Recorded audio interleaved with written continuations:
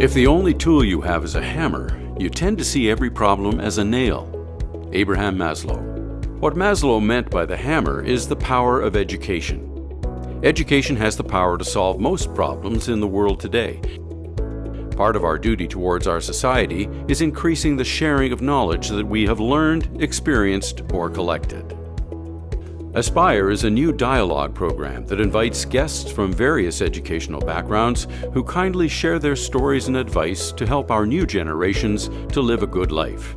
Education is for improving the lives of others and for leaving your community and world better than you found it. Marion Wright Edelman. It is highly appreciated that we have speakers who want to increase the knowledge of parents in order to ensure that our kids grow up in a safe environment. As well as educating youth, increasing the knowledge of parents is one of the best ways to ensure that our kids grow up in a safe environment. This program discusses issues that are important for people in various fields of interest. Aspire is presented by doctoral student Mehdi Al-Aklubi.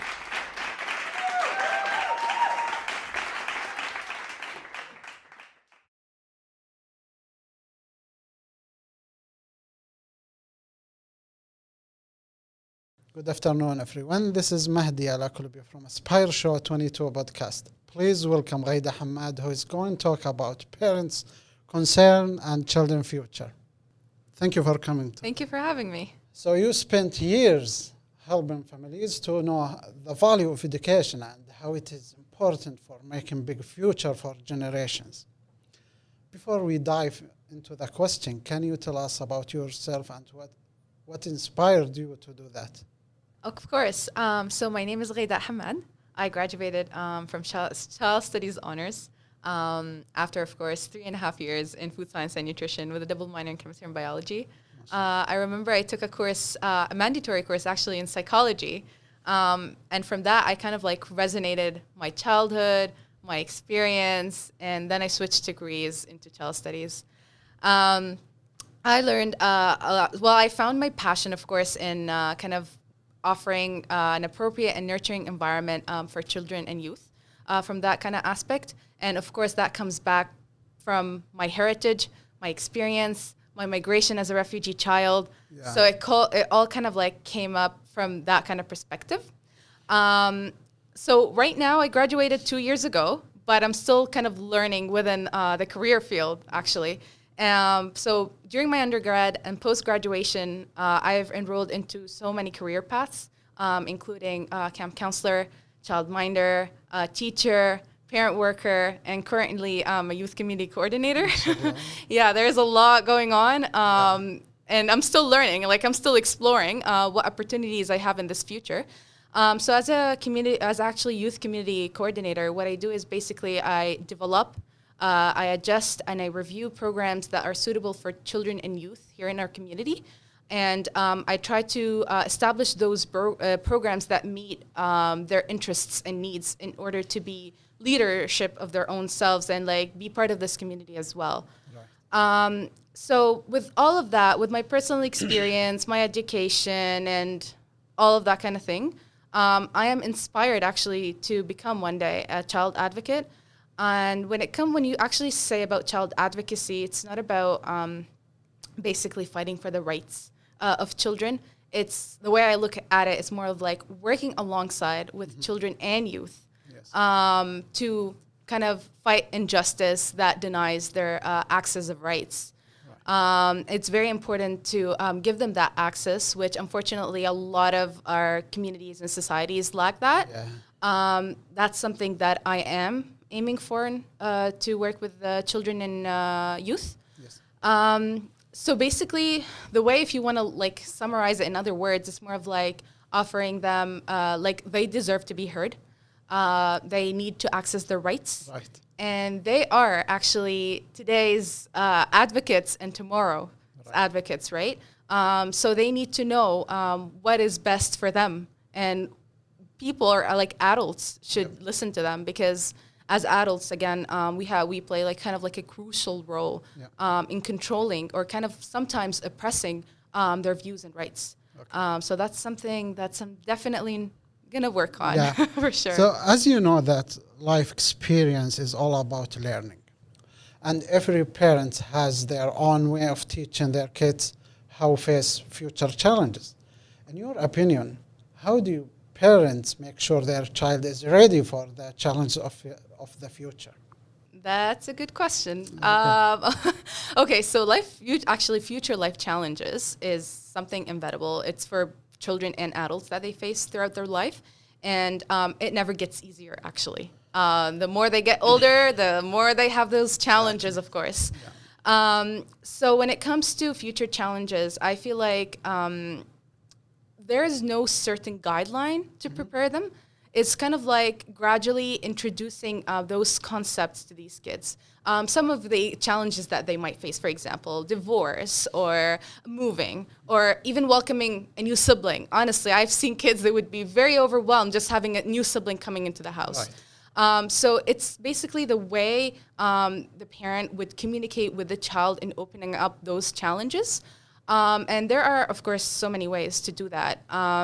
Basically, talking to them or introduce them gradually about the big challenge that they might face. For example, going to school for the first time, you know what I mean? So give them the time to process, right. Listen to their concerns, yes, it's very important because if they're not kind of being heard, it's very hard for them to open up again to their, parent, friend, whoever adult is around them, guardian, basically. My favorite strategy is reading a book. Oh, yes. It's something that I used to do throughout even my work. I'll give you a simple example. If I wanted to teach a toddler potty training, I would get a book about potty training. Yes. And with a child, while they're reading, they see images, they see words, they relate to it. They're like, okay, there's this child too who is having this challenge like me, even though it's a simple challenge. Yeah. But at their age, this is a huge challenge to them, right? Yes. So books was one of my favorites for sure. What else? Having a growth mindset. I feel like a lot of the communities lack that, which is basically if they did not kind of pass that challenge, they would tell them that there are failures or something like that. So it's upon the parents and the guider or whoever is in charge of that child is to teach them that failing is not because you failed that challenge. It's more of an opportunity for you to grow, learn from it, and deal with the situation differently next time. So it's more of see what options, why did it work out the first time, what went wrong the first time. Yeah. This is how I see it. And another aspect also is give them the space to express their stress. Let them find their coping strategy, how to deal with this challenge. Yes. You can guide them. There's nothing wrong with that. You can offer them the needs that they might need. For example, let's say if a child they cope with stress by drawing, offer them some paper, crayons, just do that environment for them, and they can just express it through that, right? Yeah. That's just a very simple act of providing them strategies. But of course, if you go online, you will find so many ways. It depends on the child, of course. Yes. Yes. Lastly, which is the most important, is you as a parent. You know what I mean? Yes. What are you acting as a role in front of the child? Yeah. Children, trust me, they imitate adults. They imitate you as a parent. So if the challenge is related to you, it's not related to them. They're just going to imitate your response to that challenge for their challenges. Exactly. So it's more of the role model is basically you in front of them. So the more you kind of behave in a way that is kind of reasonable to them, the easier for them to use healthy coping strategies during, yes. So talking about children learning in school and the skills such as communicating clearly and the ability to visualize objects and problem solving, are that what school teach children these days? What do you think about our education system? And do you think there should be a new philosophy of children learning today? Yes. How? Honestly, I'm not a fan of our educational system. I've been exposed to so many cultures, so many educational system. It's just not the West. I'm from West and overseas as well. So I got the experience of both as a child and as an adult. When it comes to education system, if you look into our educational system, it has been for what? Over like 150 years, and it's the same. It never really changed, you know? You go to school, you go to class, you test, you get that test, and that's it. And it just goes on and on and on, and same process. Even when you go to university, it's the same structure, basically. So when it comes to that, I feel like education system should heavily rely on the individual's capabilities, you know, and interests. That's very important, because for me, for example, I did not have the access of interest. I was like kind of like forced into learning something that I'm not really interested in. Right. Luckily here, for example, my siblings, they had that chance at their high school where they can choose and do things that they like. But again, so many communities, they don't have that, right? So that's one of the things when it comes to the educational system. And the way I look into it, education should be less academia and more learner-driven. Right. And what I mean by that is less kind of context. It's just like, here you go, just learn it, and more kind of like experiment with that. Just to let you know, okay, it might not be related to children. It's kind of related as personal, like during my undergrad. I never bought textbooks. I never taught. How did you graduate? I used to go to the library, find novels that I feel like I can connect to. I would watch TikToks all the time, listen to other people's perspective, opinions, views, and then do my arguments. Okay. But I would just, add like this textbook that I use, but I technically did not use it. It's just there. But I've never bought it because I was never convinced about the idea of, here you go, learn it. And it's kind of like, with their terminologies and like very high, like it's not kind of like a daily use terminologies even, you know what I mean? Yeah. So it's more of like, I want to relate to something that we deal on a daily basis with, rather than something that is like, to all respect to the author who did the textbook, but to me, it's not kind of like my number one to go. You know what I mean? Yes. Another thing, and why I'm saying it should be kind of learn-based or like a playful-based, especially when it comes to kids, is I remember when I was a teacher, I was assigned to a child with a disability, learning disability, basically. And one of his duties was to write the word star, okay? The teacher, like the homeroom teacher, was forcing him to write that word, but he wasn't convinced. And I'm like, well, if you pronounce it, try to pronounce it. It's star, S-T-A-R. And he's still not convinced. He's like, you know what, can you come with me on a walk? And he took me. Okay. And we walk across the school. Apparently, there was like those postcards taped against the wall, and with emojis or like, melt like a hot chocolate, and they would dance and like move around to the next postcard and whatnot. So I didn't know these postcards existed on the wall. Like the kids knew, but I that was my very first time coming to the school. I noticed that the last postcard was about a star. And he was like, okay, let's do jumping jacks like a star. And I would be with him, like doing jumping jacks and whatnot. He's like, okay, give me my notebook now. Let's see what is the word star. And he placed his book against the wall. He's like, oh, you're right. It is what you said.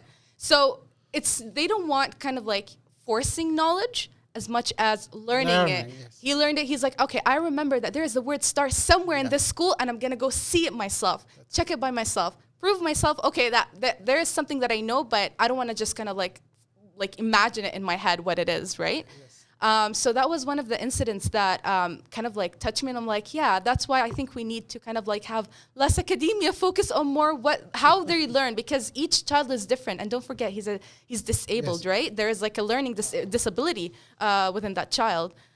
So that's one of the things. So if we're talking about philosophy, specifically, my philosophy is to transform to a play kind of initiated learning aspect, because it kind of resonate on working with autonomy, resilience, creativity, rather than actually just, here you go, here's your information, just learn it, you know? Yeah. That's kind of just my view, I guess. Exactly. Yeah. So do you have kids?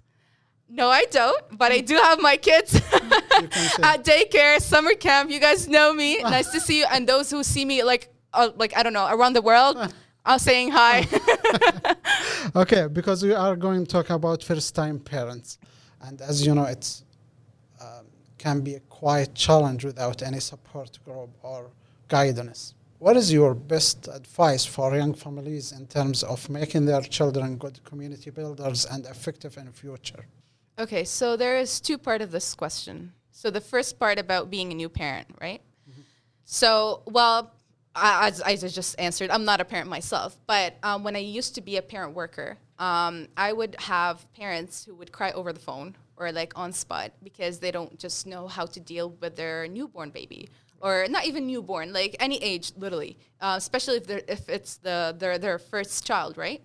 My advice to them is basically seeking resources. You know, like during my role, I would refer them to practitioners, educators, someone that actually could help them. Like one of them is, for example, had troubles with breastfeeding, so I would refer her to a nurse. You know what I mean? Right. It's more of like see what the community offers. Again, that's not available everywhere, but from where I live, this is something that is offered, and I always encourage. I have friends that actually come to me, and they're like, "What should I do?" And I'm like, "Here you go. You got this resource. You know, just go there." And they would actually go because they're new parents. They don't know what to do, and they don't know what the resources available.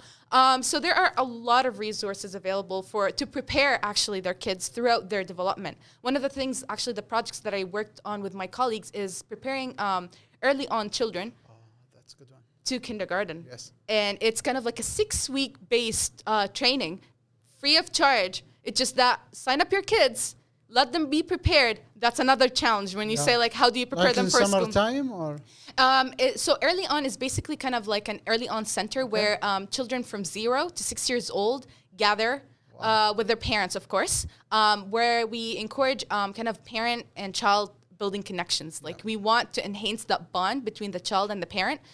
Because a lot of cultures, well, like one of my cultures too, of course, we lack that aspect. It's just that, okay, there's that child and that's it. But we don't focus on bonding, basically. Right. And that's something that we're actually working on.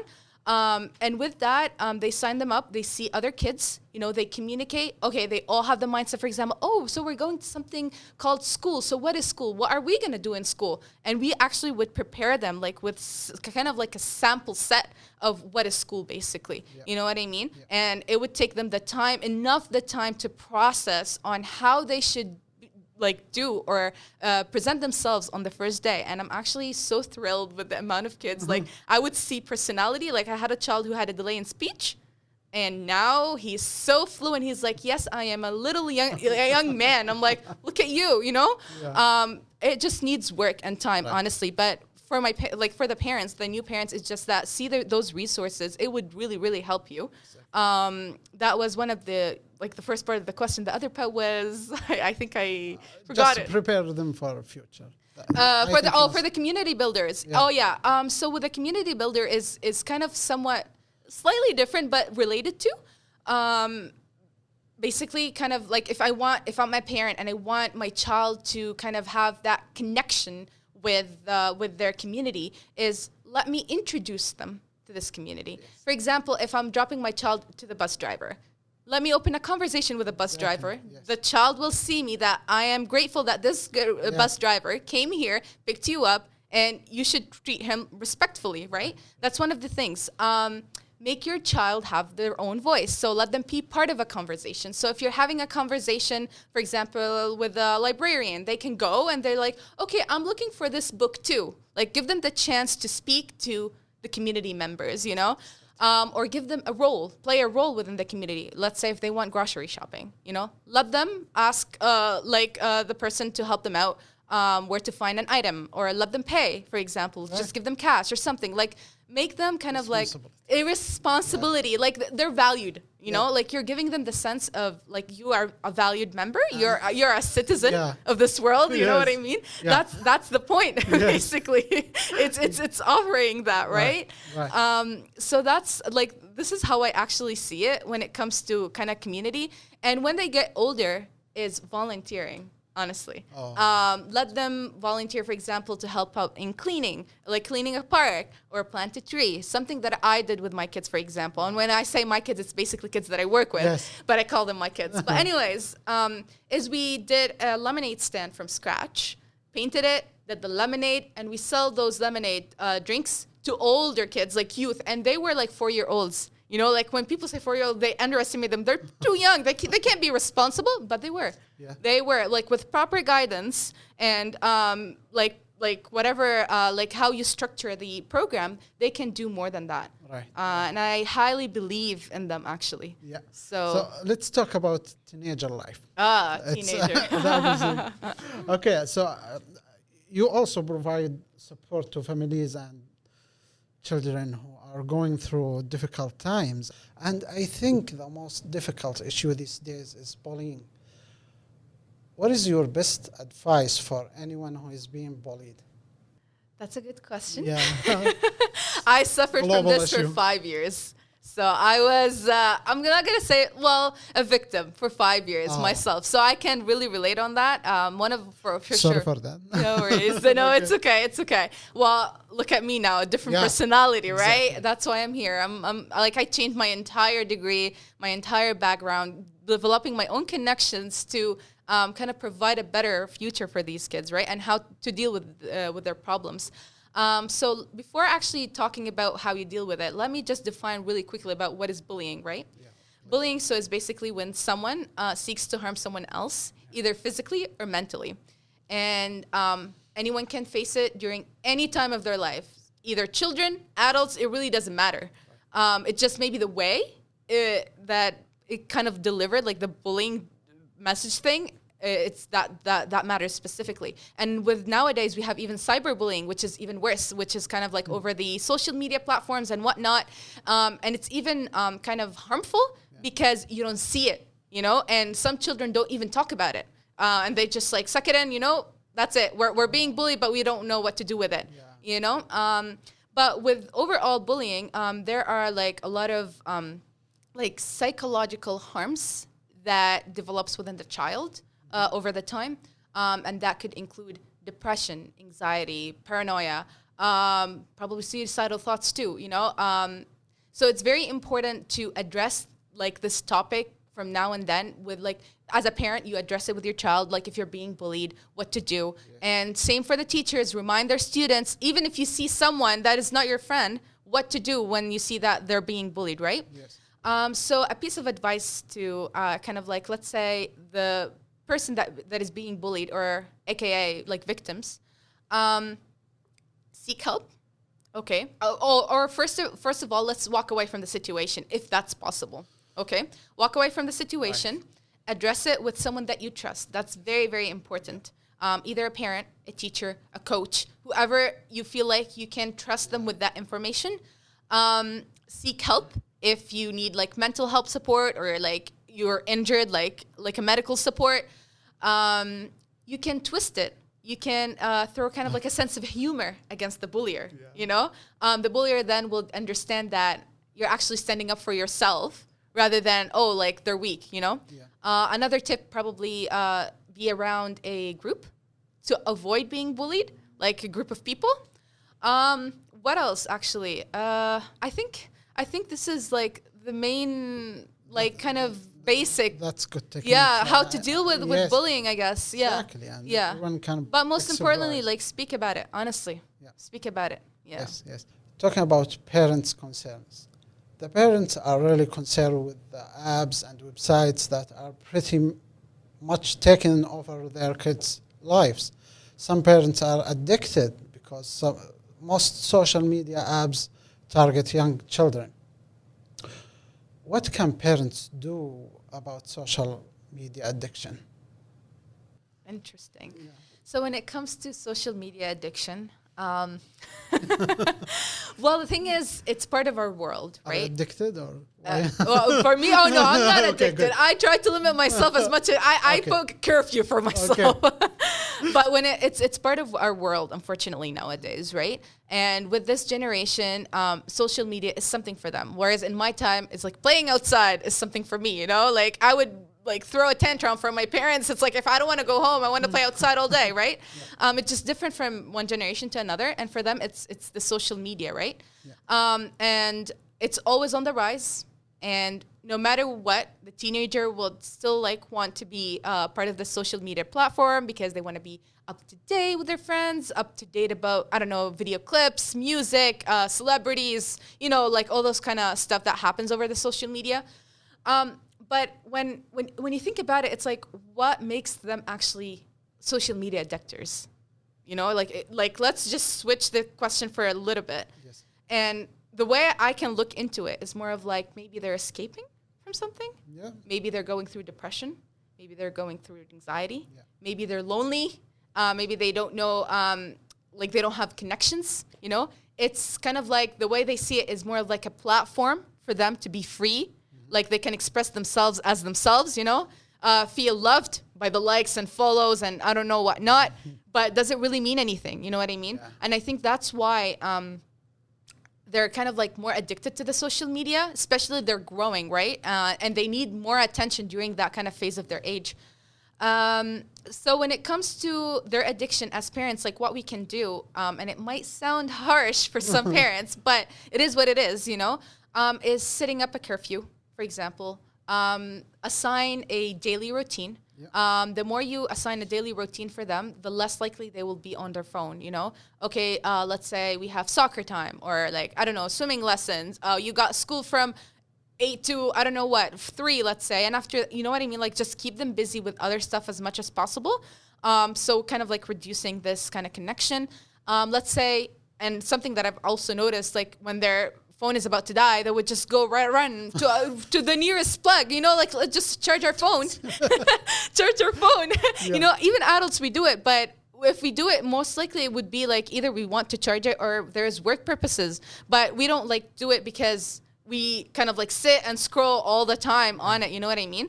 So when they're charging their phone, what we can do is like, you know what? Your phone is charging. No need to sit. Do something else while it's kind of like fully charged, right? So you're giving them like a kind of like a mini break, you know, from like detaching. Another thing is, what was it called?